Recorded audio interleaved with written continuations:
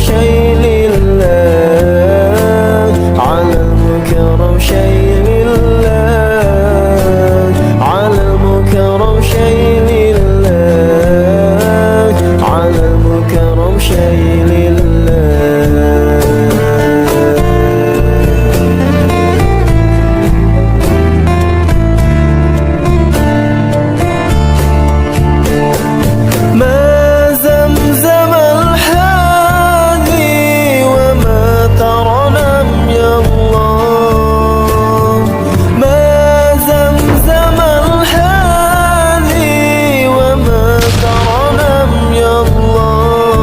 Bismillahirrahmanirrahim.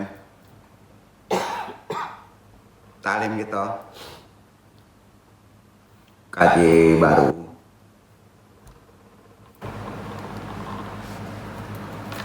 Kita bahas ad-dabtun nafsiyu wal ijhadul badaniyu. Kaji spesialis kita ya, terapi tasawuf. Stres psikologis dan beban fisik ya. Ini terkait terapi atau psikoterapi atau holistik ya. Langsung ke tajuk risalah. Assalamualaikum warahmatullahi wabarakatuh. Waalaikumsalam warahmatullahi wabarakatuh.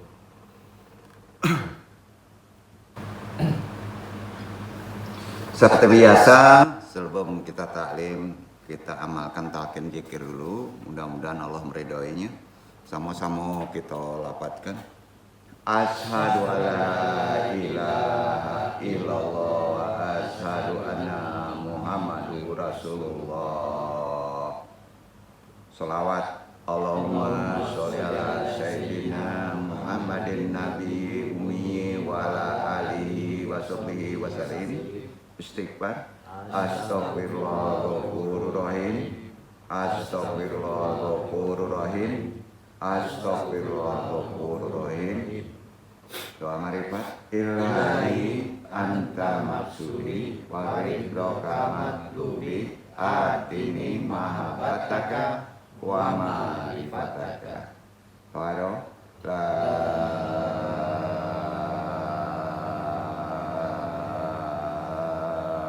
ilaha illallah la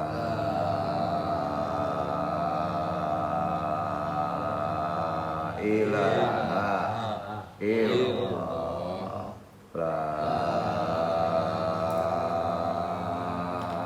ilaha illallah. Nabi isbat la ilaha illallah la ilaha illallah la ilaha illallah la ilaha illallah la ilaha illallah la ilaha illallah la ilaha illallah. La ilaha illallah Muhammadur Rasulullah.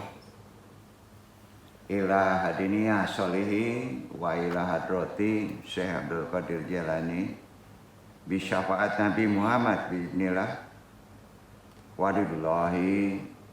Ya Allah, ya Allah, ya Allah, innaka ala kulli syai'in qadir. Tapi hajatina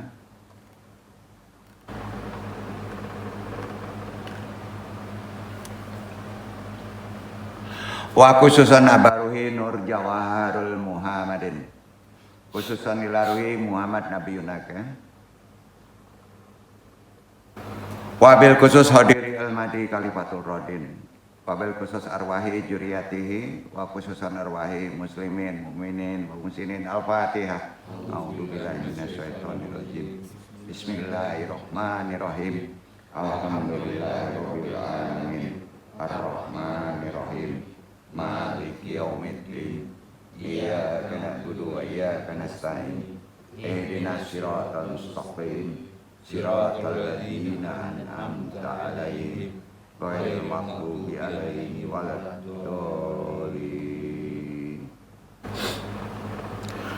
Alhamdulillahirabbil alamin. Na ilahil ma'hud wassalatu wassalamu li asyarihil hayati wujud wa ashabil ajam milikuli mawujud salatan tutafi qulubinal iman babiha biyunal Qur'an babiha biyunal Qur'an babiha biyunal Qur'an patubahihumu ayat patutulahana biha nurul jannat wa nurun narai wa nurun najari ila wajhikal karim subhanaka ilmalana ilama alam tanah innaka tal alimul hakim rabbi sholli sadri wa yassirli amri wahlul datam milisani yafqahu qawli ya Allah ya Rabbku lapangkanlah untukku dadaku mudahkanlah untuk urusanku uraikanlah simpul pengikat lisan ini baik pentaklim maupun ditalimi agar bisa memahami perkataan ini dan taklim ini dan Allah meridhoinya. La haula wala quwata illa billahil aliyil azim. Alhamdulillahirabbil alamin. Tidak memperbanyak mukadimah, kita langsung bahas saja. Alhamdulillahirabbil alamin wa bihi nasta'inuhu ala umurid dunya wadin. Wassalatu wassalam ala isrofil anbiya wal mursalin. Wala alihi wa sahbihi ajmain. Ikhwan hadirin semuanya, insya Allah dirahmati Allah. Tajuk taklim yang andung bahas hari ini tadi sudah disebut abdahtun nafsiyu wal ijahadul badaniyu. Artinya stres psikologis dan beban atau fisik kita ke johir dan ke kejiwaan. Ini terkait kategori terapi tasawuf, tapi terkait juga dengan herbal, perkara fisik. Ya. Itu yang disebut kalau digabungkan namanya holistik. Ya. Pengobatan jiwa dengan pengobatan fisik secara torekot namanya holistik. Ada 6 metode pengobatan ini yang perlu kita pahami, ya. Karena umumnya kehidupan sekarang itu sering tidak kita sadari secara rohani rata-rata kita sakit. Pak, banyak faktor beban, ya. Ini yang kita pahami secara lebih benar dalam konsep tasawuf tentunya. Kita bahas bab 1 dulu, ya. Amma ba'du. Dalam ilmu tasawuf, stres psikologis dan kelelahan atau beban fisik itu ada kaitannya. Asbab-sebabnya adalah stres psikologis dulu, baru berefek ke kelelahan fisik. Gitu ya. Nah, ini dipandang sebagai manifestasi dari ketidakstabilan jiwa kita. Ketidakstabilan nafs kita. Nah, jiwa itu nafs. Dan tersebab keterikatan yang sangat berlebih terhadap perkara-perkara duniawi. Maka timbullah apa yang disebut penyakit fisik nantinya. Jadi penyakit itu awalnya dari bukan fisik. Semua penyakit bukan dari fisik dulu, Pak. Ya.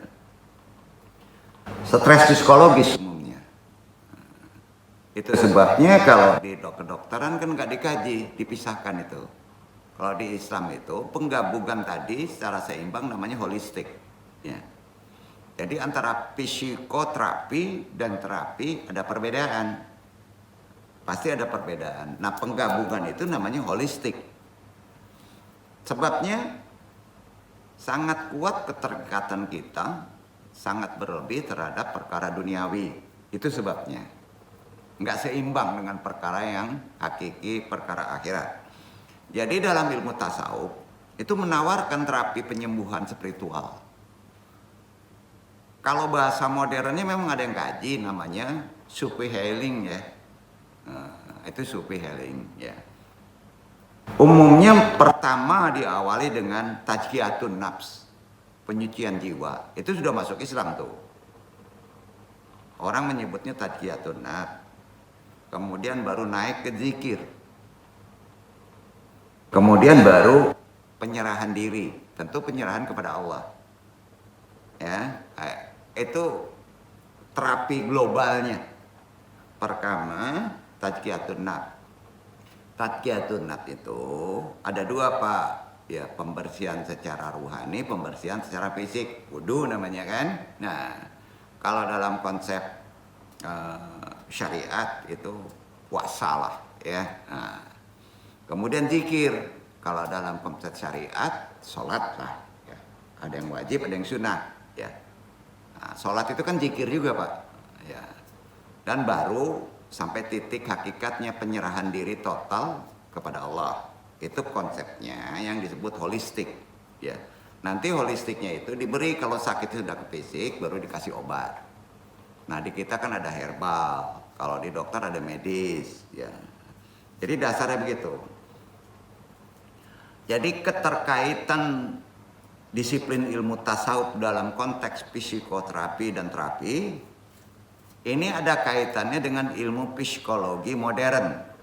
Ya, ilmu psikologi sebenarnya sangat kuat dalam terapi dan psikoterapi seharusnya. Ya, seharusnya. Ya. Nilai-nilai ajaran tasawuf harus dibawa itu. Ya.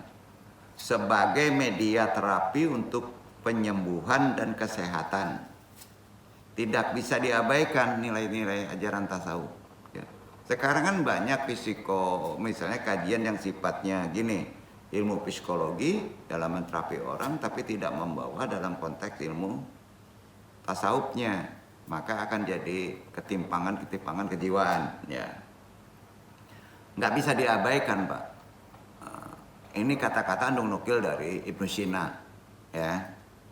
Teknik penyembuhannya mengacu pada spiritualitas menjadi teknik pengobatan dari segala jenis macam penyakit, baik mental ataupun psikis maupun fisik. Karenanya manfaat ilmu tasawuf, mempelajari tasawuf dan psikologi dalam penyembuhan penyakit psikis maupun fisik dapat dirasakan dengan memadukan keduanya. Kalau dipadukan keduanya ada rasa, ya, ada perubahan. Karenanya tasawuf secara terminologis adalah perilaku orang-orang yang hidup dalam kesederhanaan. Ya, itu ajaran tasawuf dalam amalia. Hidupnya dalam kesederhanaan yang konteks ajarannya di tasawuf namanya juhud. Ada di Islam. Juhud itu bukan miskin, Pak. Merasa cukup. Paham ya? Itu juhud. Nah itu mainnya di jauh. Yeah. Merasa cukup, Pak. Jadi kalau kita sering melakukan tawadu merasa cukup, maka kita insya Allah akan dicukupkan. Nah, jadi garis besarnya udah kita pahami ya. Jadi terminologisnya adalah perilaku orang-orang yang hidup dalam kesederhanaan yang selalu berusaha mensucikan jiwanya. Ya, menekan nafsu dan berjuang atau jihad selalu mendekat kepada Allah Subhanahu wa taala dengan tujuan tentunya takarub ilallah. Tujuannya supaya sedekat-dekat dengan Allah. Jadi target utamanya dari ajaran tasawuf udah tahu kita adalah berusaha mencapai status ubudiyah, penghambaan. Ya, penghambaan sehingga memperoleh apa, Pak? Kalau sudah menghamba kepada Allah, kesadaran. Timbul kesadaran baru. Nah, berarti itulah. Jadi tujuan terapi tasawuf holistik dalam ajaran Islam akan menimbulkan kesadaran baru. Ya. Khususnya dalam kehadiran Tuhan. Nah, ini disebut ihsan. Ya. Karena itu dalam pandangan tasawuf sebagai ilmu pengetahuan itu dapat dibagi menjadi 4 konteksnya, dipecah. Pertama harus ada dasar kuat syariat, kedua harus mengikuti amalan-amalan torekot, yang ketiga harus paham ilmu hakikat, Yang keempat, insya Allah kita mengerti makrifat. Nah, itu kan banyak dikaji sama orang. Tapi hubungan yang empat ini kan harus dijelaskan. Iya kan? Nah, syariat kita bahas dulu, kita curai. Berarti jalan yang sudah digariskan Allah. Jalannya sudah ditentukan, pakemnya sudah jelas. Untuk bisa mencapai kehidupan pribadi, yaitu berupa undang-undang konstitusi secara agama, ya, itu syariat. Nah, kalau ditanya tarekat, adalah amalan, pekerjaan, praktek dari tasawuf itu sendiri. Dari ilmu tasawuf sendiri. Jadi kalau ditanya prakteknya tasawuf apa Pak? Tarekat. Ya, jadi percuma Pak kita belajar teori tasawuf kalau tidak ada prakteknya, ya. Nah, mempraktekkan ini kan pasti memerlukan pembimbing. Adun KPUP. Ya. Jadi itulah dia kesimpulannya. Jadi kalau ditanya tarekat itu apa? Tarekat itu adalah praktek daripada ajaran tasawuf. Yaitu apa? Jalan batin yang merupakan anak jalan dari syariat. Jadi kalau nggak ikut tarekat, kita bersyariat tapi nggak ada jalannya pakemnya di sholat. Jadi sholat itu tarekat Pak, yang dipakemkan sama Allah, ya. Jadi antum semua itu bertarekat, ya. Siapa guru mursyidnya? Rasulullah SAW. Nah itu dia Pak. Ya, jadi di sini udah paham ya. Nah, itu yang disebut muslim. Nah, selanjutnya naikkan kita ke hakikat. Fokusnya kepada kebenaran. Sifatnya harus sejati itu. Khususnya dari perintah sholat, perintah tarekat pada syariat. Ya, jadi sholatnya harus mengikuti aturan kebenarannya. Karenanya hakikat ini berarti kita dapat menikmati pelaksanaan sholat sebagai ibadah menjadi nikmat Pak. Jadi orang-orang yang mengkaji hakikat itu sholatnya nikmat, ya, bukan beban lagi. Nah, sedangkan makrifat berarti mengenal Allah. Kalau sudah itu runut 3 tadi dijalani, insya Allah kita akan bisa mengenal Allah dengan sebenar-benarnya kenal. Makrifat kan merupakan pengenalan hakikat ketuhanan. Karenanya penyembuhan sufi atau yang disebut sufi healing, ya, atau yang disebut terapi tasawuf. Nah, jadi orang modernnya kan praktek psikoterapi maupun terapi dari ajaran tasawuf, orang yang mempraktekannya adalah sufi. Nah, bahasa kerennya kan healing itu kan penyembuhan, artinya kan, maka sering disebut sufi healing. Ya. Itu di Islam itu sudah lama Pak diamalkan. Nah, ada konteks kalau di zikirnya kontemplasi. Maka disebut kontemplasi sufisme gitu ya. Sama aja Pak, ya. Karena itu penyembuhan sufi atau sufi healing sebagai psikoterapi kejiwaan, penterapis, ya, penyembuhnya di samping harus berakhlak baik, ibarat sapu, ya, harus bersih dulu, ya, penterapisnya dulu. Ya, nggak mungkin lah sapu kotor suruh nyapu, tambah kotor. Nah gitu ya.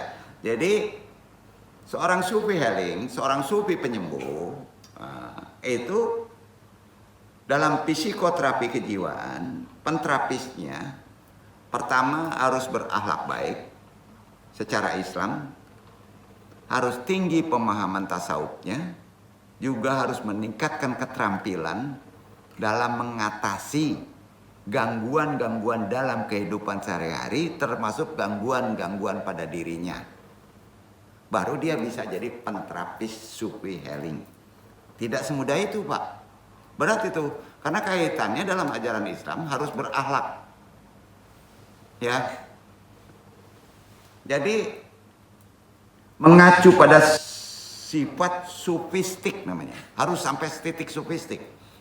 Lebih lanjut, ajaran terapi pengobatan sufi healing atau terapi tasawuf ya, itu sebagai modalitas yaitu ketika individu telah mencapai sifat-sifat sufistik si penterapisnya. Gitu aja bahasanya. Maka hal tersebut dapat menjadi modal bagi dirinya bisa mengatasi gangguan baik pada dirinya maupun kepada klien atau pasiennya. Nah, jadi kalau ada pendekatan sufi healing, kalau ingin tahu amalan sepakat suruh torekot, ya, sufi healing itu penyembuhan secara terapis sufistik itu ada 6 cara. Tidak kurang 3 lebih 6 cara. Ini yang Indung bahas. Secara totalnya kita bahas 6 cara ini. Pertama, psikoterapi inabah. Ya. 6 cara pengobatan terapi tasawuf. Bahasa mudanya ya, bahasa kerennya sufi healing. Ada 6. Pertama, psikoterapi inabah. Nanti Nung jabarkan. Yang kedua,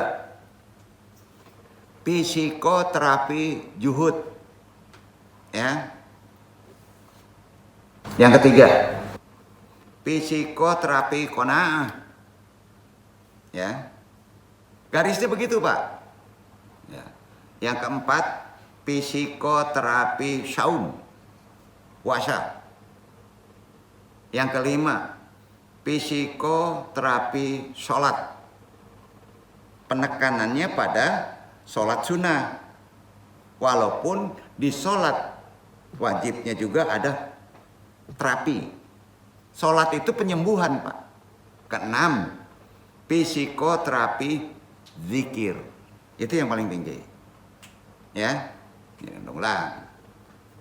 Dalam ajaran psikoterapi tasawuf atau sufi healing itu ada 6 cara. Ibnu Sina, Ibnu Al-Arabi, Al-Ghazali sepakat itu. Pembagiannya 6 cara. Pertama apa Pak? Psikoterapi inabah. Kedua, psikoterapi juhud. Ketiga, psikoterapi qanaah.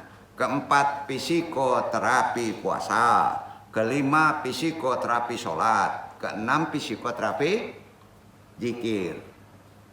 Yang psikoterapi tertinggi zikir itu tiap hari kita lakukan. Ya, tapi di sini penekanannya akan menjadi terapi pengobatan.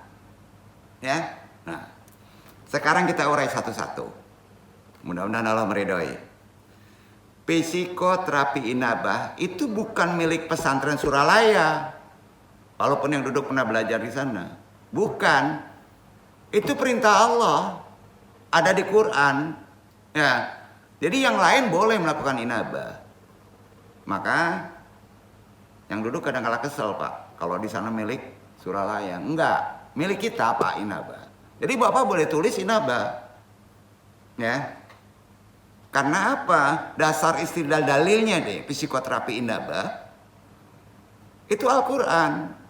Az-Zumar ayat 54. Itu dasarnya. Tolong dibaca, Iwan. Jadi milik siapa inabah itu? Milik umat Islam. Pengobatannya ada di Az-Zumar ayat 54.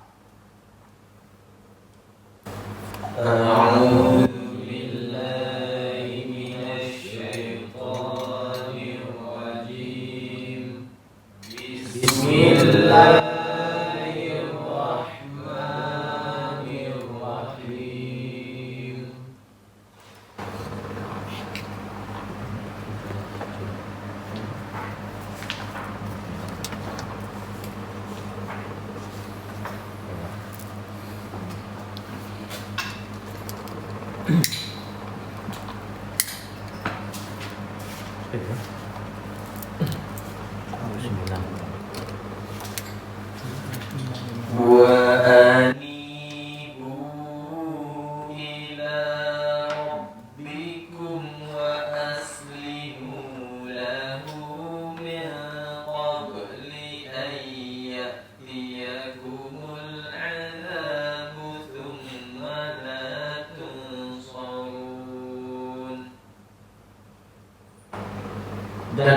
Berserahlah kamu kepada Tuhanmu dan berserah dirilah kepadanya sebelum datang azab kepadamu. Kemudian kamu tidak dapat ditolong lagi. Jadi apa arti inabah? Kembali kepada Allah, mendekat kepada Allah. Itu terapi. Jadi spesifikasi khusus inabah di Suralaya, baik itu kecanduan narkoba, ya, baik kelainan jiwa, baik sakit fisik. Obatnya apa, Pak?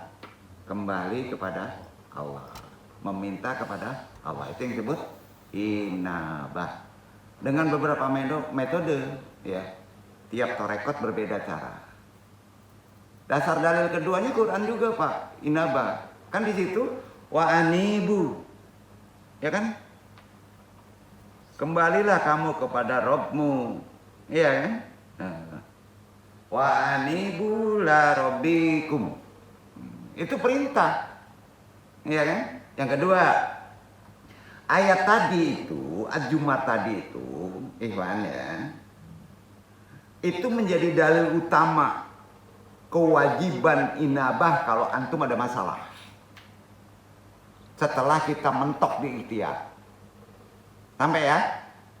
Harus inabah, kewajiban tuh, yaitu bersegera kembali.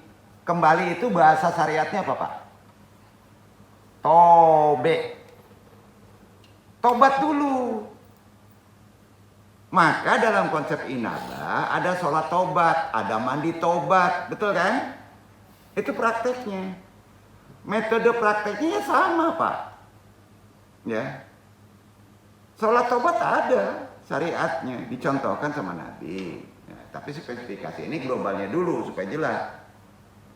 Kembali bertobat dan menyerahkan diri kepada Allah, apapun juga masalahnya, itu dulu. Tobat dulu. Karena kita sudah melakukan kesalahan kadang-kala. Walaupun kita merasa benar, kita tobat dulu, Pak. Inabah dulu. Gitu dulu, Pak. Ya. Dan Allah juga berfirman terkait pengobatan pertama ini. Psikoterapi inabah. Luqman ayat 15. Iqra, Iwan.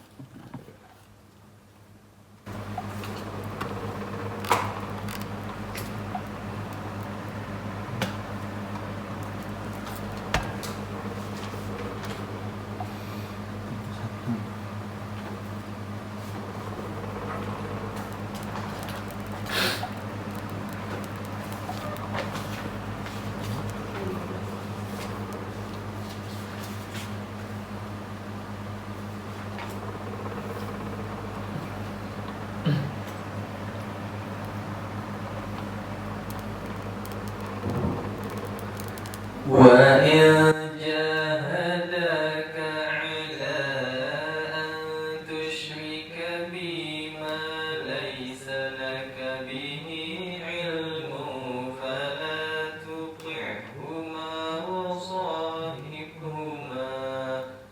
وصاحبهما في الدنيا معروفا واتبع سبيل من أناب إلي ثم إلي مرجعكم فأنبئكم بما كنتم تعملون. Dan jika keduanya memaksamu untuk mempersekutukan dengan aku sesuatu yang tidak ada pengetahuanmu tentang itu, maka janganlah kamu mengikuti keduanya, dan pergaulilah keduanya di dunia dengan baik, dan ikutilah jalan orang yang kembali kepadaku. Kemudian hanya kepadaku lah kembalimu, maka aku beritakan kepadamu apa yang telah kamu kerjakan. Jadi mainannya di sini dijauh ayat kedua, Pak. Kalau mau jauh. Kalau antum ikhtiarnya ke rumah sakit, bukan rumah sakit yang menyembuhkan. Sampai, Pak? Itu wasilah. Ya. Kita kan termasuk nggak bijaksana kalau ngomong dokter itu sembuh loh katanya. Wah, itu dipertanyakan itikad akidah kita. Ya. Dan jika keduanya memaksamu untuk mempersekutukan dengan aku sesuatu yang tidak ada pengetahuannya tentang itu, maka jangan kamu mengikuti keduanya kan, walaupun orang tuanya. Ya. Jadi gimana Pak prakteknya dalam inabah untuk bisa hanya kepada Allah? La ilaha illallah, konsepnya nafi, nggak ada yang bisa menolong kecuali Allah. Itu maksudnya inabah tuh. Duduk ya. Jadi dari Quran Pak. Maka kamu jangan mengikutinya. Mengikuti itu begini Pak. Perintah mengikuti ada dua Pak. Dari perintah pikiran, dari perintah nafs. Paham ya? Kalau pikirannya karena asbab, karena obat ini CTM bilang kali gatal juga nggak boleh Pak. Minum 1/4 aja kok sembuh ya. Berarti Allah yang menyembuhkan, alhamdulillah. Itikadnya diberesin Pak. Itu udah mainan jauh tuh. Itu yang paling penting. Memahami ini tuh yang susah. Yang duduk juga duduk nggak terima Pak. Setelah dijelaskan baru paham pelan-pelan Pak. Ya. Dan pergaulilah keduanya. Ini kalau terkait orang tua dengan baik. Jadi penting juga orang tua Pak. Dan ikutilah jalan-jalan yang kembali kepadaku. Man anaba ilayya. Ya kan? Nah, kemudian hanya kepada akulah nabiukum bima kuntum ta'malun. Nah, apa yang telah kukerjakan. Ya, jadi di sini jelas prakteknya. Pertanyaannya, apakah terapi inabah ada di Quran atau tidak? Jawab. Ada. Jelas dan benar. Jadi kita nggak ragu mempraktekkan amalan-amalan nafi isbatan, ingat dengan Tuhan, menafikan hukum-hukum yang lain. Betul Pak, hukum lain berobat ke medis boleh. Ya, makanya holistik itu dalam konsep tasawuf, kalau terpenggal salah satu, bisa nggak sempurna terapi kita. Ya, harus tetap belajar tasawuf, harus pula penterapisnya mengikuti amalan tasawuf, yaitu bertorekot. Sampai titik ini untuk psikoterapi inabah udah mampu kita ya, insya Allah Pak, karena harus dijelaskan. Nah, ini semua metode dalam praktek Sukwi Healing, psikoterapi inabah itu diwujudkan melalui apa Pak? Kunci sempurnanya pengobatan tadi, praktek terapinya namanya talqin zikir. Apa namanya? Talqin zikir, harus talqin. Jadi kalau dia mengobatinya ke atas itu nggak kena talqin Pak. Ya, yang kena talqin di sini. Duduk nggak? Itu dia Pak. Jadi nggak bisa Pak, talqin zikir itu ada adab, betul kan? Insya Allah Bapak tidak menyadari kalau Bapak itu diobatin gitu. Nah, paham ya? Nah, metode healing itu semuanya diwujudkan melalui talqin zikir. Talqin zikir itu apa? Mengulang-ulang ingat Allah. Maka disebut kofi. Setelah nafi. Ya, nah, itu dia Pak. Sebanyak-banyaknya, mengulang-ulang mengingat Allah sebanyak-banyaknya. Jelas, mengulang-ulang ini harus ada pembimbing. Duduk. Harus Pak. Sholat aja ada pembimbing di depan imam kok. Mengingat Allah harus ada pembimbing. Yang tertinggi namanya mursid. Yang paling tinggi bernama Muhammad SAW. Ya. Jadi ini sebenarnya sejalan sudah diperintahkan Allah dalam konsep ibadah. Sifatnya menyeluruh di Quran itu. Ya. Ada di Quran itu, Pak. Berzikir sebanyak-banyaknya ada di Quran itu. Ya, itu terapi. Jadi kalau kita paham, pas mempraktekkan kita ada masalah, dengan zikir bisa jadi solusi nggak? Ayo, karena kita tahu dalilnya. karena kita paham ilmunya. Nah, itu inabah. Bayar dong, mahal nih Pak.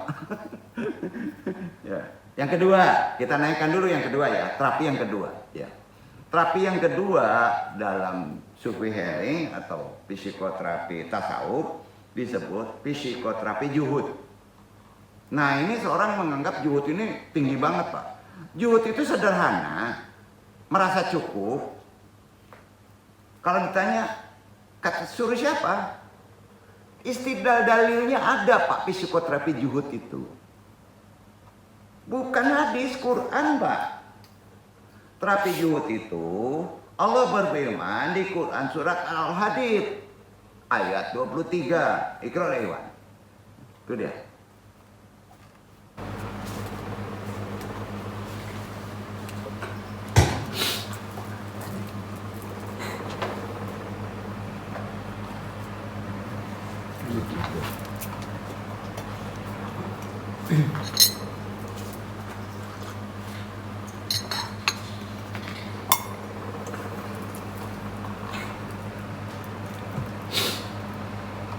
لكي لا تأسوا على ما فاتكم ولا تفرحوا بما آتاكم والله لا يحب كل مختال فخور.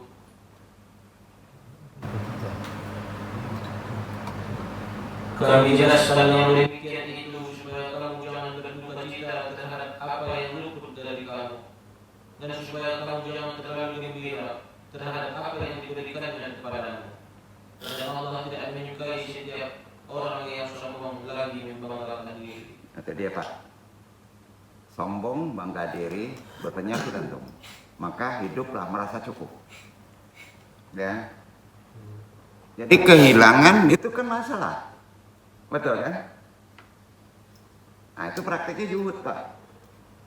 Firman Allah ini Pak ya, ini kan menjadi landasan agar hati kita tidak terlalu bangga dengan nikmat dunia atau bersedih ketika kehilangannya. Itu apa disebutnya Pak? Juhud. Betul? Itu yang juhud. Dikuatkan ya. Psikoterapi juhud, firman keduanya, Quran lagi. Al-Qasas 77, ada keseimbangan. Coba baca. Al-Qasas 77.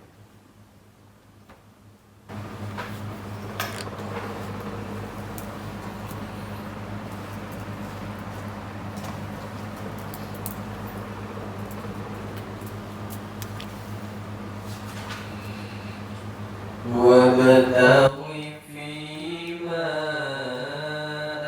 آتاك الله الدار الآخرة ولا تنس نصيبك من الدنيا وأحسن كما أحسن الله وأحسن كما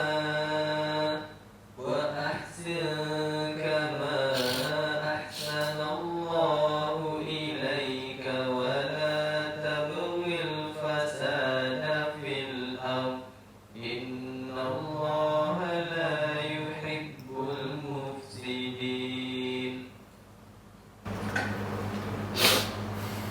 Dan carilah pada apa yang telah dianugerahkan Allah kepadamu kebahagiaan di akhirat.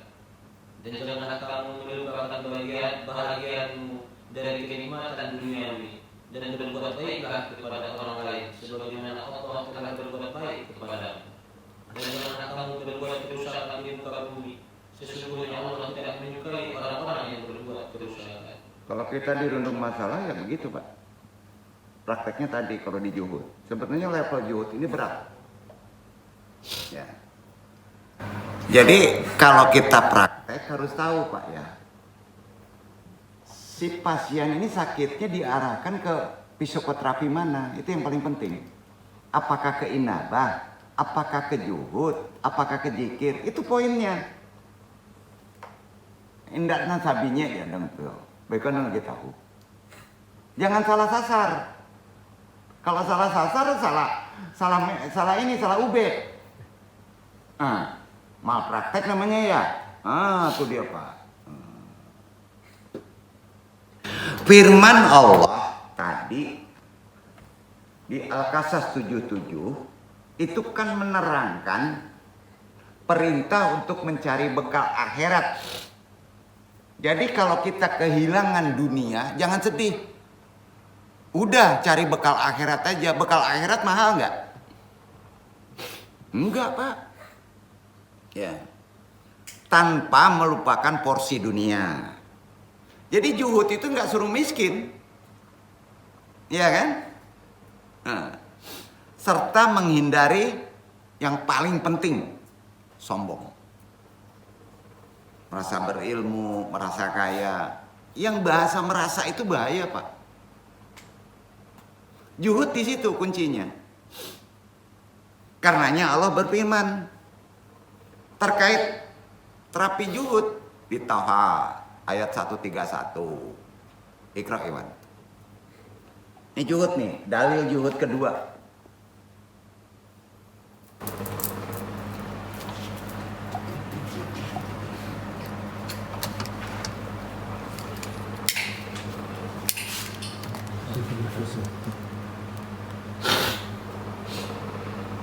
ولا تمدن عينيك إلى ما متعنا به أزواجا منهم زهرة الحياة الدنيا لنفتنهم فيه ورزق ربك خير وأبقى.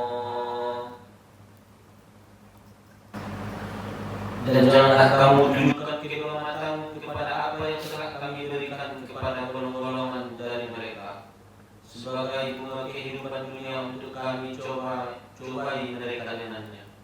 Dan karunia Tuhan kamu adalah lebih baik dan lebih kekal. Zuhud yang tinggi ini gini ya. Menerangkannya anjuran untuk merasa cukup ya. Jadi kalau orang misalnya diberi rezeki besar, kita nggak boleh apa-apa.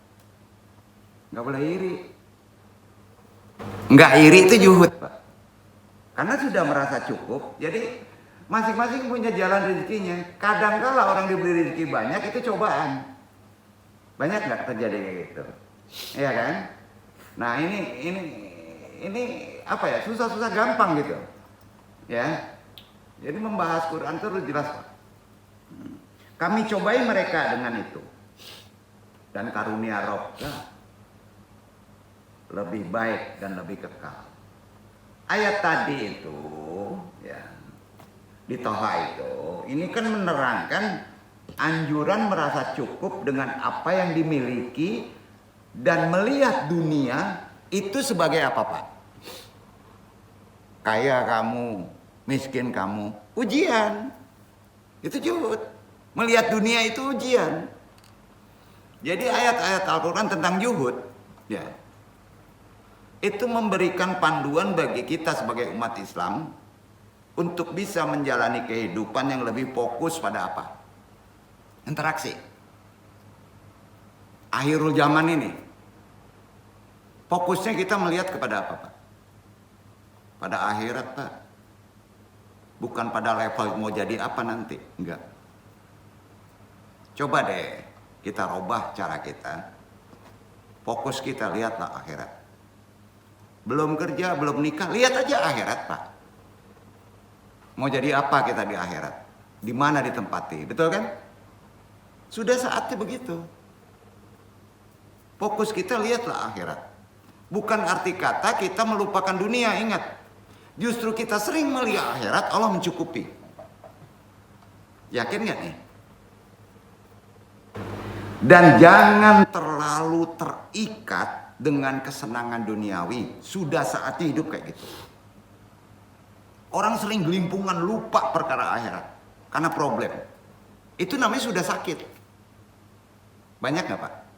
Nah, jadi beberapa firman Allah mengandung substansi zuhud. Ya.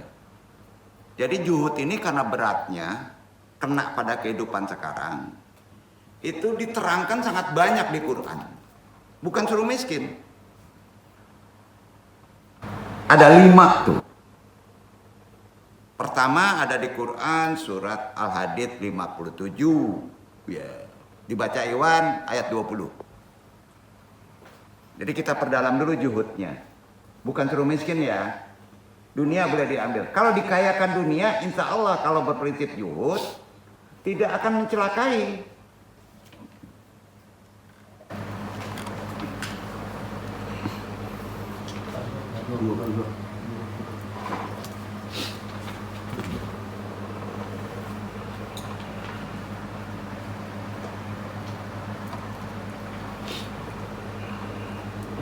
اعلموا أنما الحياة الدنيا لعب ولهو وزينة وتفاخر بينكم وتكاثر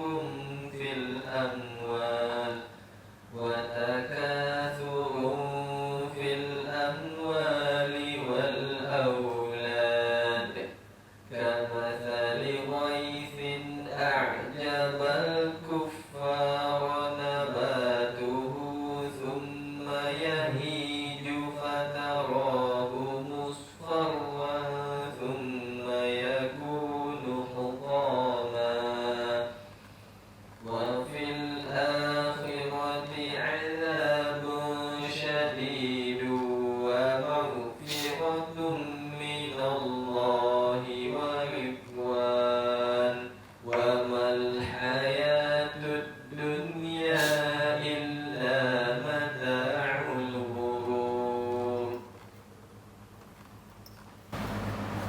Ketahuilah bahwa sesungguhnya kehidupan dunia itu hanyalah permainan dan sesuatu yang melalaikan. Berhiasan dan bermegah-megah antara kamu serta berbangga-banggaan tentang banyaknya harta dan anak, seperti hujan yang tanam tanaman yang mengagumkan para petani. Kemudian tanaman itu menjadi kering dan kamu lihat warnanya kuning kemudian menjadi hancur. Dan di akhirat nanti ada azab yang keras dan ampunan dari Allah serta keriduannya. Dan kehidupan dunia ini tidak lain hanyalah kesenangan yang menipu. Udah puluhan tahun ya diterangkan sama Allah masalah dunia ya. Jadi fokusnya gimana Pak? Kapan kita jadi rektor? Ya itu ngiring aja Pak kalau kita fokusnya ke akhirat Pak. Benar nih, ini Quran kok. Ya. Jadi ini mencerahkan aja dong ya. Mengingatkan, mungkin udah tahu ya. Kita tafsirkan, kita nukil dari Ibnu Katsir. Perkara ayat juhud ini di Al-Hadid ya. Ibnu Katsir menjelaskan ayat ini sebagai peringatan agar manusia tidak tertipu oleh gemerlapnya dunia.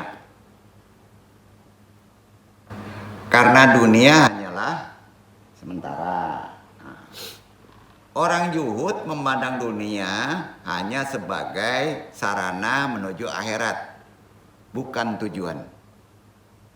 Bukan tujuan. Ya. Itu ayat juhud yang lebih detail. Ada di Quran. Yang kedua, Al-Qasas 28:77. Tadi udah dibaca. Udah tahu, carilah pada apa yang telah dianugerahkan Allah kepadamu kebahagiaan negeri akhirat. Amalan fokuskan ke akhirat. Kalau kita tafsirkan dalam tafsir Al-Baghawi, ayat tadi itu di Al-Qasas 77 menegaskan apa Pak? Furqan, keseimbangan. Ya. Fokus pada akhirat tapi tidak menolak dunia, kan gitu. Ya. Jadi juhud bukan berarti meninggalkan dunia total, itu salah. Ya. Bukan saya yang bergerak. Allah yang bergerak. Bukan saya yang zikir, Allah yang zikir. Pertanyaannya sase enggak kayak gitu? Kalau itu disalah tafsirkan sesat tuh. Karena sandarannya kalau alastu birabbikum perjanjian lama, perjanjian kita belum jadi manusia, nggak bisa dikorelasikan ke sana. Makanya hikam itu harus dijelaskan secara keseimbangan syariat. Nggak bisa mengandalkan ayat-ayat tabir. Paham ya? Kamu kaji kok. Benar ya? Kan benar itu. Ya. Ini meluruskan, kita luruskan dulu. Jadi tafsir Al-Baghawi aja begitu Pak. Tidak menolak dunia, bukan berarti meninggalkan dunia. Kalau meninggalkan dunia, Allah marah nggak? Kita dikasih apa Pak? Kasih pikiran, kasih kaki, kasih tangan. Cuman kata Allah, utamakan akhirat dibanding dunia, itu fokusnya. Ya, kita kan terbalik. Jadi lupa, seolah-olah kedua akhirat. Jujur. Ayat ketiga nih, Asyura. Surat 42 tuh. Ayat 36 perkara juhud. Dalam konsep terapi juhud. Kita dalami dulu Pak.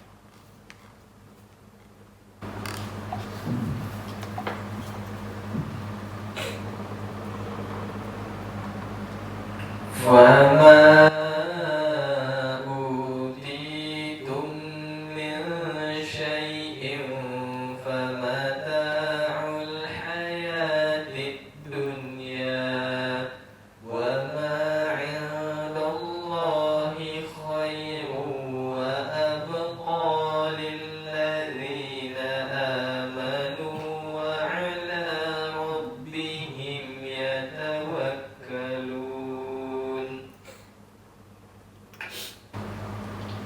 Maka sesuatu apapun yang diberikan kepadamu itu adalah kenikmatan hidup di dunia, dan yang ada pada sisi Allah lebih baik dan lebih kekal bagi orang-orang yang beriman, dan hanya kepada Tuhan mereka bertawakal.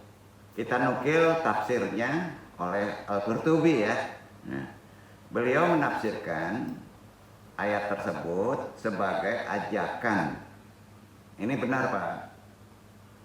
Agar kita orang-orang beriman tidak terikat dengan dunia yang fana. Ya. Melainkan lebih berharap pada kenikmatan akhirat yang abadi. Jadi inti juhud sudah dapat kesimpulan dalam terapi, yaitu apa Pak? Memilih yang kekal daripada yang sementara. Memilih yang kekal daripada yang sementara. Itu inti juhud. Analogi kita nerima loh. Kita selalu memilih yang kekal ya. Betul kan? Daripada yang sementara. Terkait perkara juhud pada dalil Quran, At-Taqabun surat 64.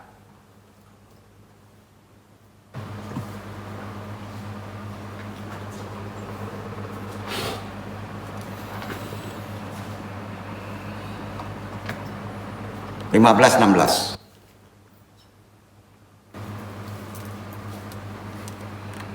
Innama amwalukum wa auladukum fitnah wallahu 'indahu ajrun 'azim fattaqullaha mastata'tum wasma'u wa ati'u wa anfiqu khairan li anfusikum wa man yuqa shuhha nafsihi fa ulaika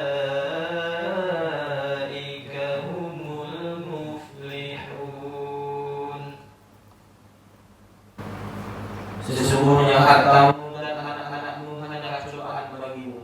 Di sisi Allah lah pahala yang besar. Maka bertakwalah kamu kepada Allah menurut kesanggupanmu, dan janganlah serta taatlah, dan nafkahkanlah nafkah yang baik untuk dirimu. Dan barang siapa yang dipelihara dari kejikiran dirinya, maka mereka itulah orang-orang yang beruntung. Nah, ini ada terkait amalan Pak. Begini, kita sayang sama anak, ya betul, nggak ada yang nggak sayang sama anak, ya. Tapi itu kata Allah apa Pak? Ujian, betul. Nah kalau kita diuji dengan anak yang bangkang, kita mesti gimana? Nah, ya kita harus paham ilmunya. Ya. Jadi disinilah ya kita juhud. Juhud itu diam kan, merasa cukup, terima. Ada efek-efek keseimbangan di sana Pak. Ya. Anung tidak akan lebih bahas mendalam perkara ini. Kira-kira udah tahu ya. Ada kaitan nggak boleh kikir ya, atau sedekah. Ingat Pak, anak itu nikmat. Kalau kita bayar, kekah udah enggak? Ya.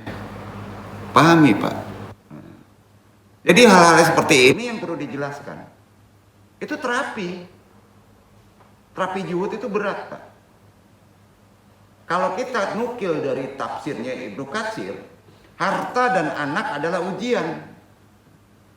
Harta itu ujian Pak. Makin tinggi harta kita, makin tinggi ujian kita. Yakin? Ya. Apakah manusia akan lalai dengan ujian tadi? Atau akan tetap taat?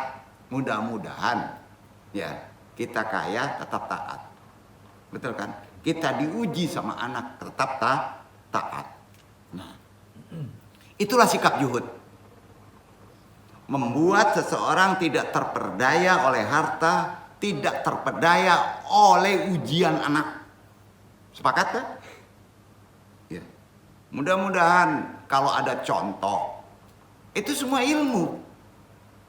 Ilmu. Allah mendidiknya begitu Pak. Nah. Yang penting jangan lupa ketaatan pada Allah. Apapun ujiannya. Tidak berubah perangai kita. Yang terakhir, perkara juhud, terapi juhud pada psikoterapi Quran. Demi Allah benar Pak Quran. Ya. Ali Imran, surat 3.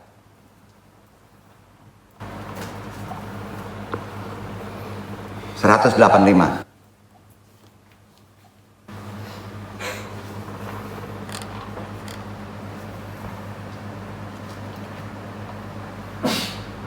Kullu nafsin dha'iqatul maut wa innama tuwaffawna ujurakum yawmal qiyamah faman zuhziha 'anil nari wa udkhilal jannata faqad faz wa mal hayatud dunya illa mata'ul ghurur. Tiap-tiap yang berjiwa akan merasakan mati, dan sesungguhnya pada hari kiamat sajalah disempurnakan pahala. Barang siapa dijauhkan dari barang siapa yang dijauhkan dari neraka dan dimasukkan ke dalam surga, maka sungguh ia telah beruntung. Kemudian kehidupan dunia itu tidak lain hanyalah kesenangan yang memperdayakan. Hati-hati Pak dengan dunia. Itu juhud Pak. Kalau kita nukil dari tafsir Al-Jalalain, ayat tadi ya khusus perkara juhud ini dalam psikoterapi juhud kan menegaskan kefanaan dunia. Dari juhud muncul. Juhud itu muncul dari kesadaran bahwa dunia adalah tipuan sementara. Sedangkan yang abadi adalah akhirat. Itu poinnya. Nah, di mana amalan juhud? Tadi keterangannya. Ya. Tadi itu dari Quran. Itu aja. Nanti kalau kita buat makalah atau apa, jangan melenceng dari pakem tadi. Itu aja. Jadi referensi juhud itu sebaiknya ke Quran Pak. Karena kalau salah memahami juhud, antum jadi takbit nggak mau berusaha. Itu poinnya. Jadi juhud nggak bisa diambil dari hikam, dari penafsiran orang. Jangan, juhud langsung ke sumbernya. Al-Quran. Ya, itu dia. Kita naikkan ke ketiga, terapi ketiga. Apa namanya? Qanaah. Udah banyak yang tahu deh qanaah. Mudah-mudahan lebih jelas. Ya. Dasar istidlal dalilnya langsung. Terapi qanaah itu. Quran. Allah berfirman. An-Nahl ayat 97. Iqra Iwan.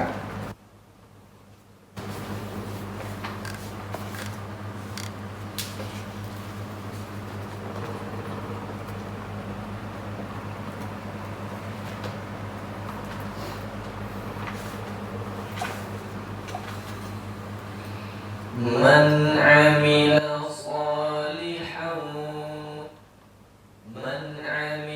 صالحا من ذكر أو أنثى وهو مؤمن فلنحيينه حياة طيبة ولنجزينهم أجرهم بأحسن ما كانوا يعملون. Barang siapa yang mengerjakan amal saleh, baik laki-laki maupun perempuan, dengan keadaan beriman, maka sesungguhnya akan kami berikan kepadanya kehidupan yang baik, dan sesungguhnya akan kami beri balasan kepada mereka dengan pahala yang lebih baik dari apa yang telah mereka kerjakan. Nah, sebelum Andung lanjutkan perkara qanaah, ada beberapa dalil. Kira-kira terapi qanaah diletakkan pada sakit atau perkara rezeki? Tentunya nggak di sakit, Pak. Pada perkara rezeki. Ya, itu dia poinnya. Ya. Jadi sini udah jelas, karena perkara ini terkait dengan amal soleh. Ya. Amal soleh itu banyak orang beramal soleh, tapi kalau nggak beriman juga nggak penuhi syarat. Jadi amal soleh itu gandengannya beriman, ya kan? Allah menjamin kehidupan yang bahagia. Kalau qanaah, Pak, hayatan thayyibah, ya, bagi orang yang beramal soleh dan beriman. Para ulama seperti Ali bin Abu Thalib, Hasan Al-Basri itu menafsirkan hayatan thayyibah ini terkait qanaah sebagai sifat qanaah, jelas-jelas tuh. Jadi kalau mendengar hayatan thayyibah itu sifat qanaah, yaitu kebahagiaan khususnya bagi orang yang beramal soleh dan beriman. Udah paham ya? Itu dia, Pak. Qanaah tuh, atau hati yang selalu merasa cukup. Qanaah tuh, qanaah juga, Pak. Ya. Qanaah adalah sikap ridho tertingginya. Sikapnya harus ridho. Ridho itu cukup dengan rezeki yang ada atau ketentuan takdir Allah, harus ridho. Ya. Sampai hari ini Iwan belum dapat jodoh, ridho. Qanaah, Pak, ridho aja. Ya. Jadi praktek misalnya rezeki baik itu materi, rezeki baik itu jodoh, rezeki baik itu terkait hal lain ya. Nah, perkara sifatnya agak ke dunia, itu prakteknya terapi qanaah. Duduk ya. Nah, sandaran dalil perkara terapi qanaah yang kedua, Allah berfirman di An-Nisa ayat 32. Kesimpulan di An-Nisa kok ayat 32, larangan iri hati. Nggak boleh, Pak. Itu qanaah. Jangan iri hati, tanamkan itu ada di kolbu. Iqra Iwan. ولا تتمنوا ما فضل الله به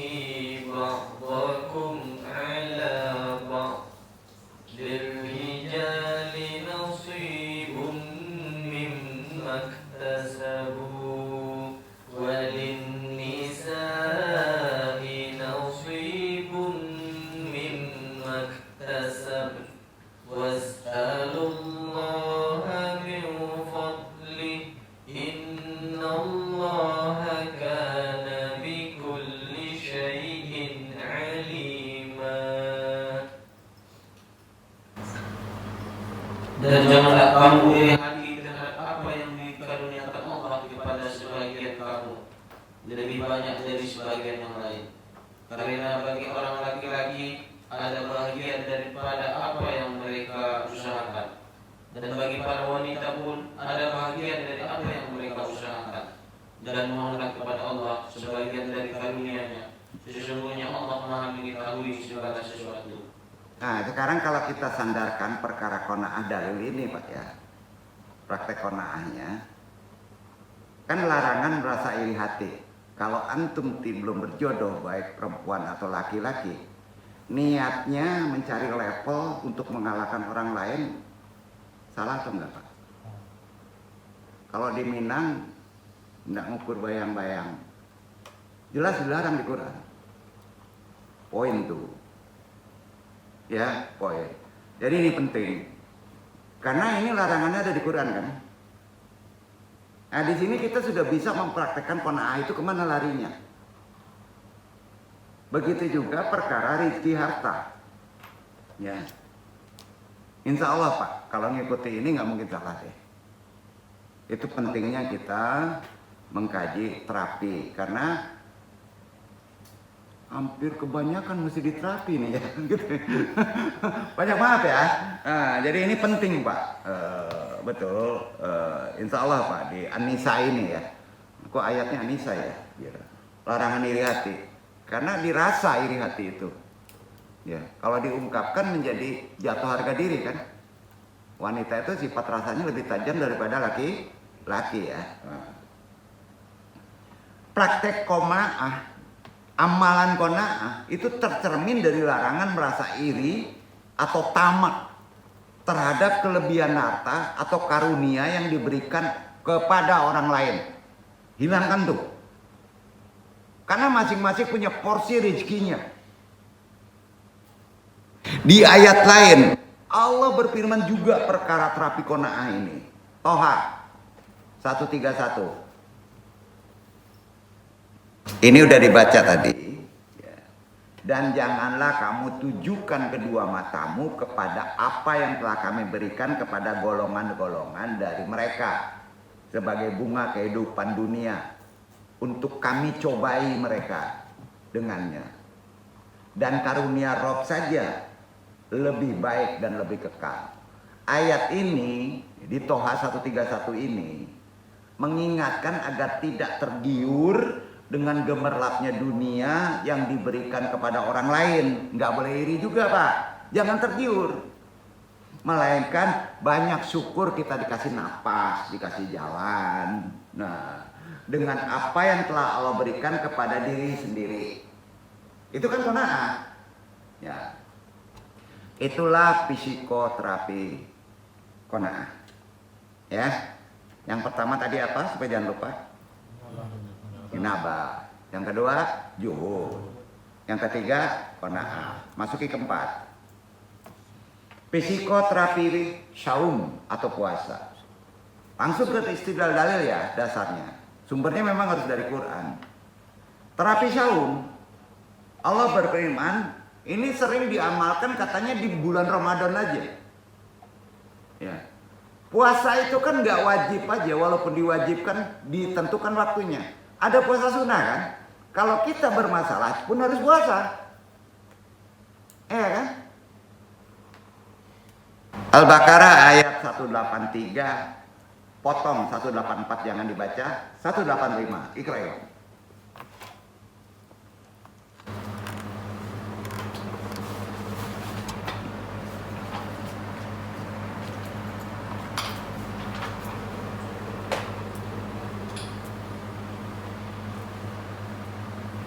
يا أيها الذين آمنوا كتب عليكم الصيام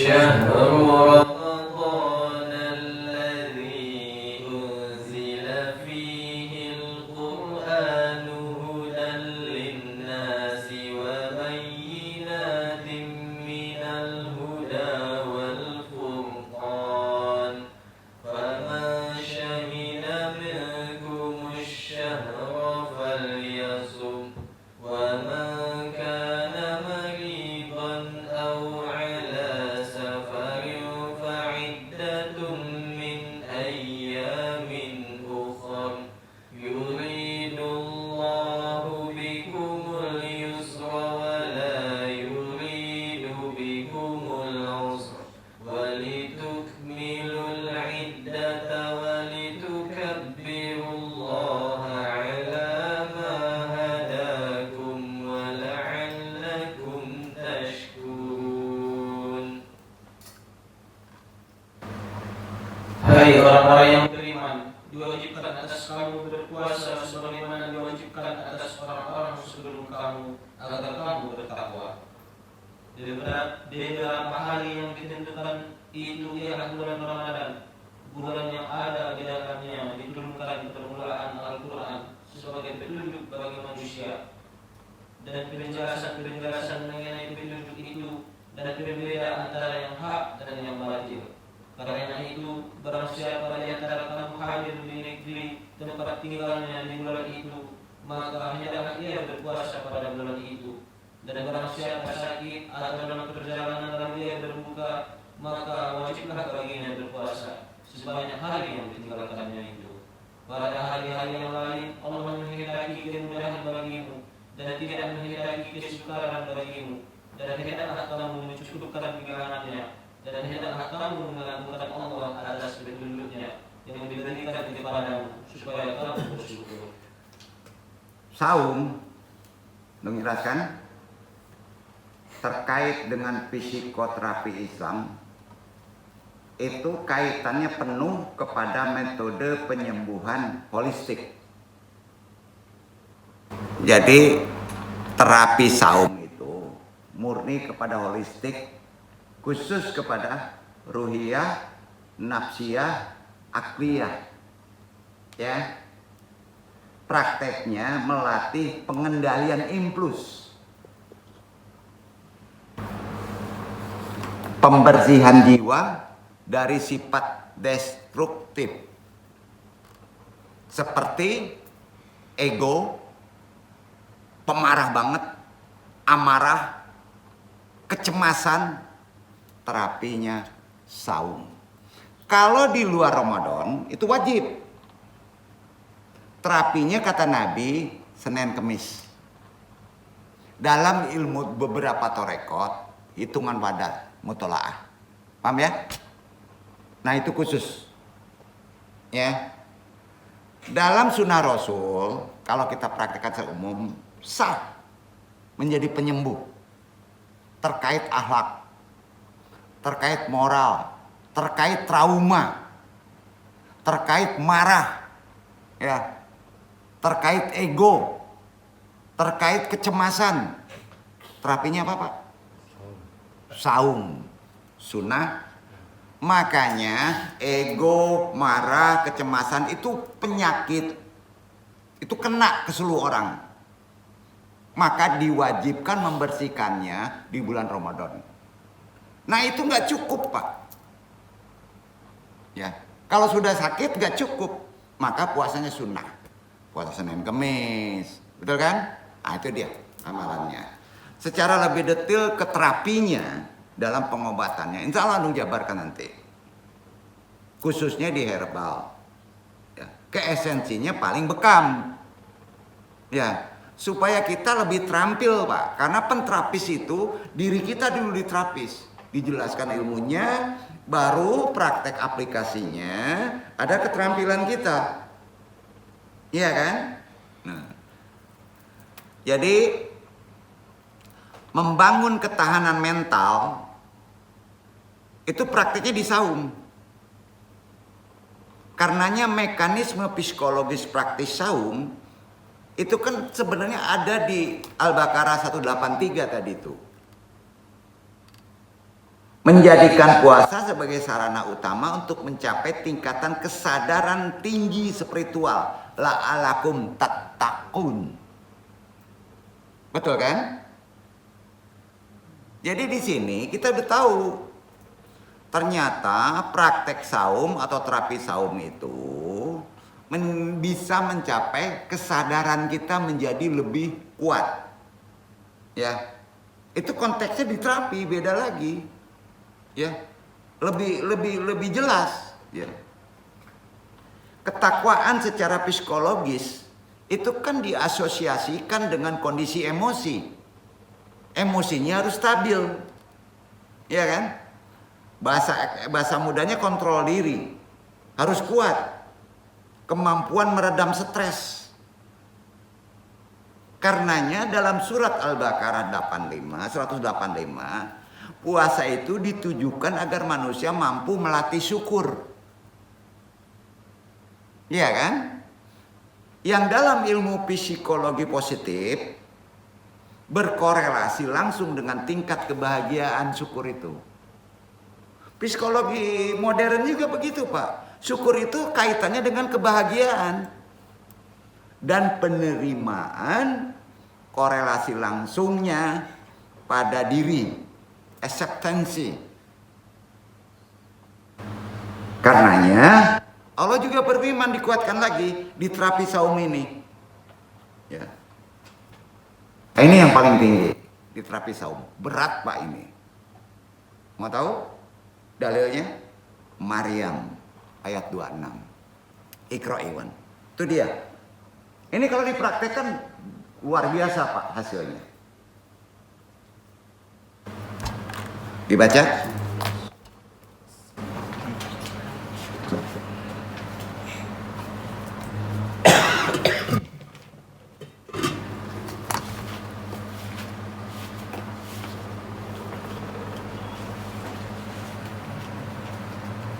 وكلي واشربي وقري عينا فإما ترين من البشر أحدا فقولي إني نذرت للرحمن صوما فلن أكلم اليوم إنسيا. Maka makan, minum dan bersenang hatilah kamu jika kamu melihat seorang manusia. Maka katakanlah, sesungguhnya aku telah bernazar berpuasa untuk Tuhan yang Maha Pemurah. Maka aku tidak akan berbicara dengan seorang manusia pun pada hari ini. Apa namanya Pak? Tingkat tertinggi dalam puasa, terapi saum, doim. Apa? Apa doim artinya? Diam. Jadi kalau ada orang terkesima dengan kesenangan makan, kesenangan beauty melihat lawan jenis, dia menggebu mendapatkannya. Ya. Itu dinasihatin nggak mempan, Pak. Kuncinya apa? Taat kita kepada Allah, doim. Ada di Quran, Pak? Itu disebut puasa Maryam. Masya Allah, ini luar biasa Pak hasilnya. Lihat aja. Dengan doimnya tadi, hijab kejelekan terbuka. Itu korelasi keseimbangan. Biarkan perang di hati kamu itu. Pengen ngomong. Berat nggak Pak? Ayo tanya. Sampai di dunia medsos pun nggak boleh ngomong Pak. Sanggup?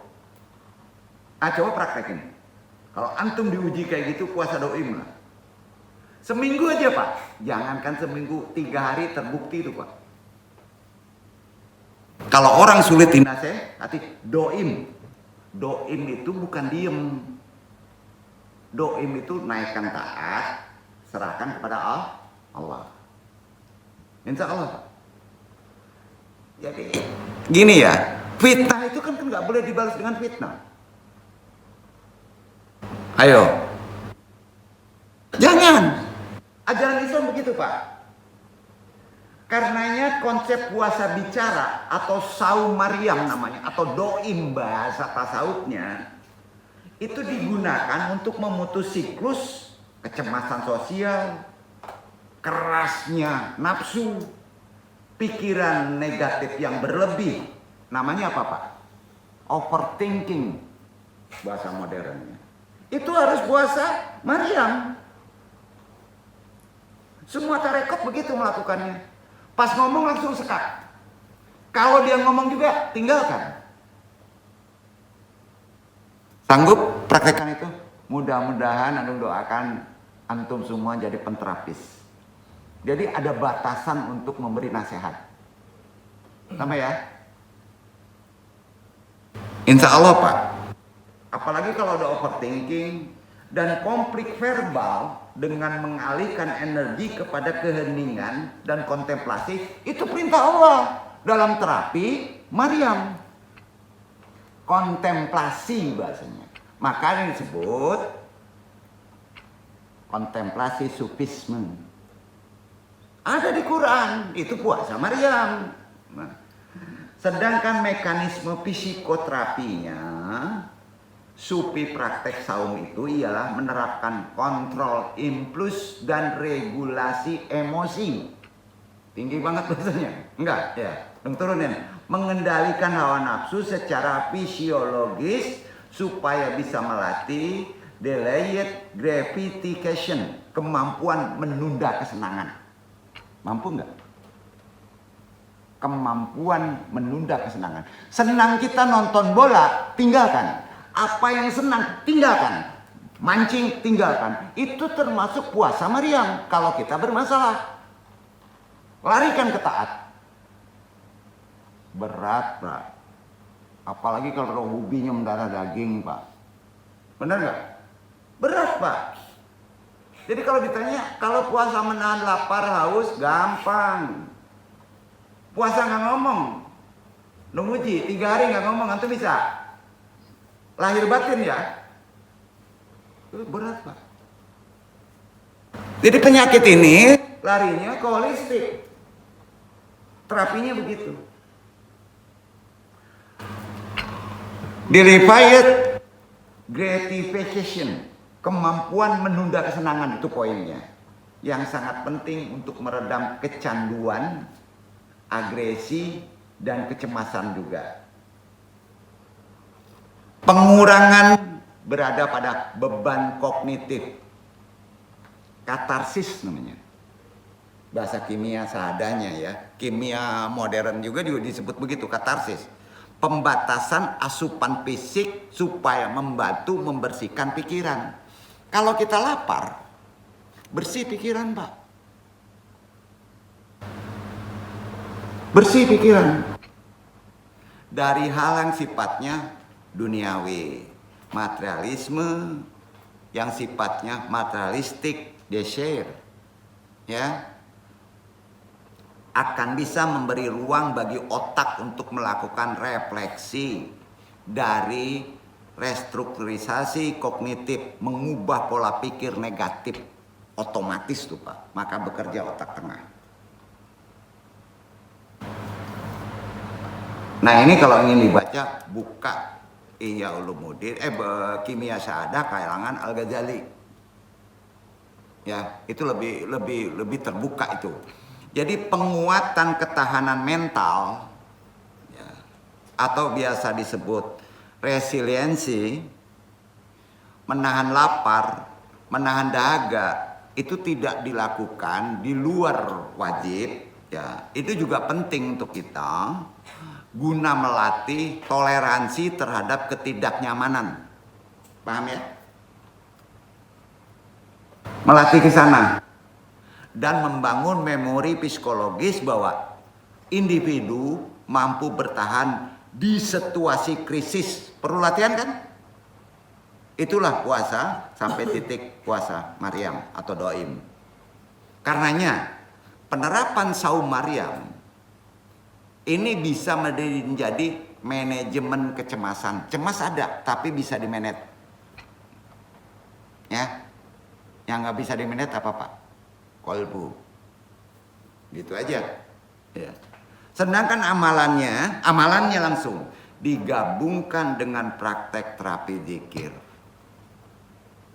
Saum paling keren, paling tinggi kalau udah susah banget prakteknya. Kalau dia pasrah, di samping dia melakukan puasa Maryam, kurangi bicara, banyak diam, banyak kontemplasi, banyak zikir, berbicara hanya kepada Allah, kemudian lakukan jaharnya dengan zikir kopi. Sapu dengan zikir jahar, kemudian zikir kopi. Itu yang sering dilakukan dalam Qadariyah Naksabandiyah, namanya inabah. Ya, maka dia harus mondok. Kalau bahasa di Kalidia, kalwat. Ya, karena kalwat nggak mungkin ngobrol. Nah, itu dia Pak. Jadi digabung dengan praktek zikir supaya bisa sempurna terapi saumnya tadi. Kelima. Semua ada berapa Pak? 6. Udah jelas ya? Psikoterapi dalam konteks ajaran tasawuf. Udah jelas, ada 6. Yang kelima, ada yang tahu? Psikoterapi sholat. Sholat ada wajib, ada sunnah, sama dengan puasa. Mana dasar dalilnya ke psikoterapi? Ada dasar dalilnya Quran. Al-Ankabut ayat 45. Iqra gimana?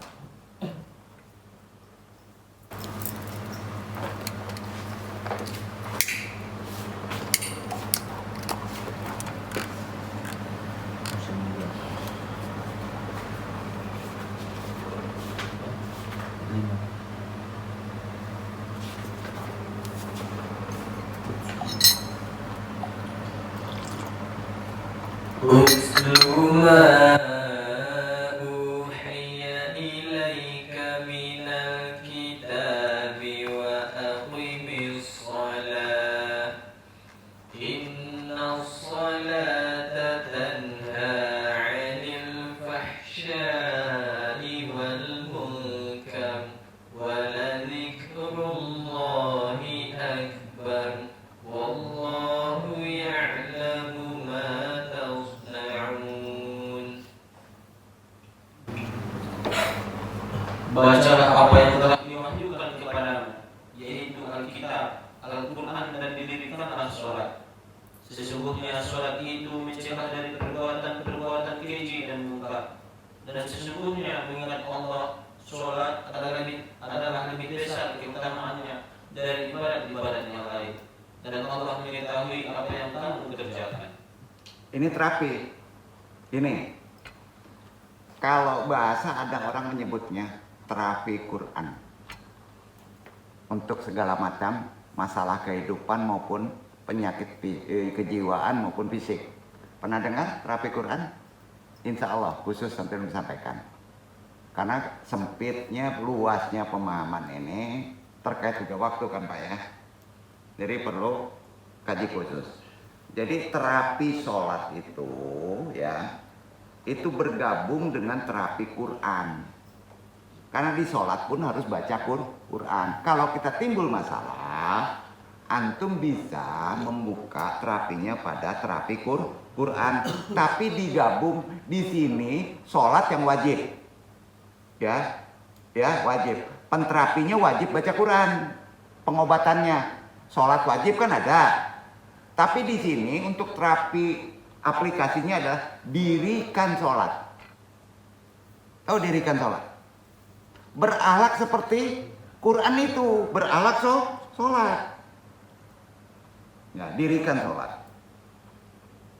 Karena bisa mencegah semua kekurangan, kekejian kita, kemungkaran kita. Ya, insya Allah Pak. Jadi di sini terkait dengan psikoterapi Quran berbasis sholat. Menjadikan ibadah sebagai terapi perilaku yang kognitif. Praktek ini memadukan gerakan fisik ya di sholat yang bukan sholat wajib. Ada metodenya. Relaksasi. Mengendorkan. Ingat Pak, jangan dulu memfitnah orang yang sholatnya berbeda dengan sholat wajib. Ada terapi sholat. Dia tidak boleh tegang. Nah, ada sholat seperti kilat. Tahu nggak? Tutak. Jangan dulu memfitnah. Kadangkala itu jadi metode untuk dia tidak mengingat kemana-mana. Sampai nggak? Ingat di gerakan aja. Ada yang mengatakan begitu, itu terapi katanya. Kalau alam, antum tidak mendukung. Ya. Karena itu terapi, mungkin dibolehkan. Jadi memadukan gerakan fisik pada relaksasi pada sholat. Bacaannya, Qur'annya itu jadi afirmasi yang sifatnya positif. Itu doa, afirmasi. Nah, disinilah akan ada yang disebut mindfulness. Apa itu? Kesadaran penuh. Naik sendiri itu, menyembuhkan. Jadi kalau secara psikologis bisa menenangkan, bekerja secara otomatis saraf di kepala kita. Itu dia Pak. Jadi Quran itu bisa menenangkan saraf. Tapi dengan cara dan metode yang benar. Mengelola stres. Jadi praktek melatih mengendalikan diri, kontrol impuls, restrukturasi kognitif dari dorongan emosi negatif akan bisa diselesaikan. Selanjutnya dalam terapi sholat ini Allah berfirman, Al-Baqarah ayat 45, Iqra.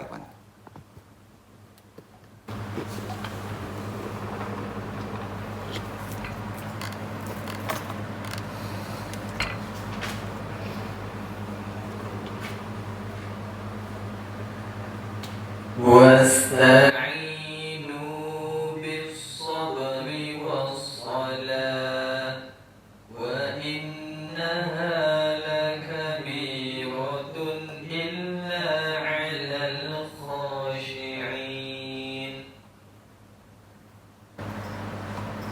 Jadikanlah sabar dan sholat sebagai penolongmu, dan sesungguhnya yang demikian itu sungguh berat, kecuali bagi orang-orang yang khusyuk. Prakteknya dalam terapi sholat ini itu gerakannya ritmis, dilakukan berulang. Insya Allah nanti kajinya antum penggal tersendiri khusus. Insya Allah akan bisa memberikan efek penyembuhan, refleksinya menjadi relaksasi, otot dan harmonisasi psikologisnya akan timbul. Disitulah sumber ketenangan dan bisa menjadi pelepasan emosi, coping mechanism. Pasti akan didapat. Pasti loh. Maka segala sesuatu zaman sekarang perlu diilmui. Tolong, semuanya diilmui dalam terapi. Jadi yang nggak boleh kan dalam hal ini jangan merasa udah berilmu. Itu poinnya. Dan terakhir dasar dalilnya terapi sholat Allah berfirman di Toha ayat 14. Iqra Ikhwan.